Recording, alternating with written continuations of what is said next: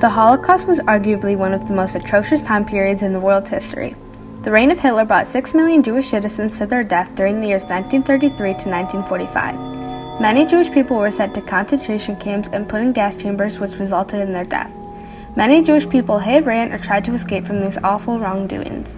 Perhaps the most well-known person to endure the horrors of the Holocaust was Anne Frank. For 2 years, Anne and her family struggled through the Holocaust while living in the attic above her father's business. After being caught living in the attic, Anne Frank and her family moved to concentration camps where she and her sister died of typhus fever in the Bergen-Belsen concentration camp.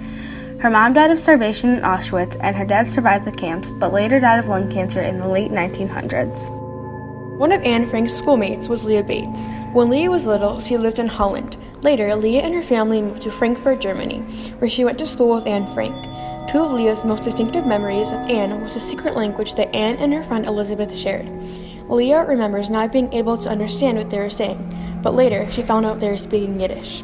Lia also remembers Anne's perfectly ironed shirts. Whenever Lia closes her eyes and pictures Anne Frank, she distinctively sees her with perfectly ironed shirts. When Lia was old enough to move to another school, she remembers being told that Anne had to go to a different school.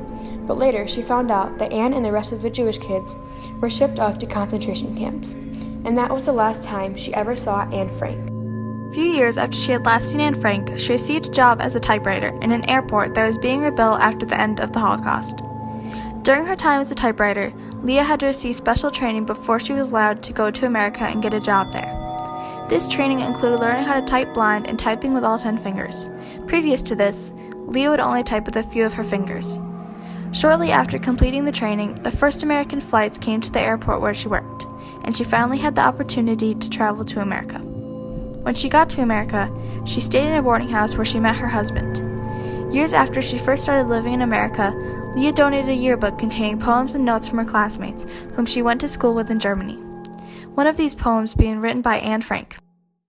Blijf steeds als het heidebloempje. Stay always like a little flower. Lia donated this book to the Skaneateles Library. Skaneateles is currently Lia Bates' home. Since her donation, the community has been greatly impacted by having this important piece of history. The story of Anne Frank continues to live through the means of her donation and the courage of Lia to speak about this emotional time period that she lived through. Thank you, Lia Bates, for continuing to spread Anne Frank's legacy with the town of Skaneateles, so Anne and the people of the Holocaust will never be forgotten.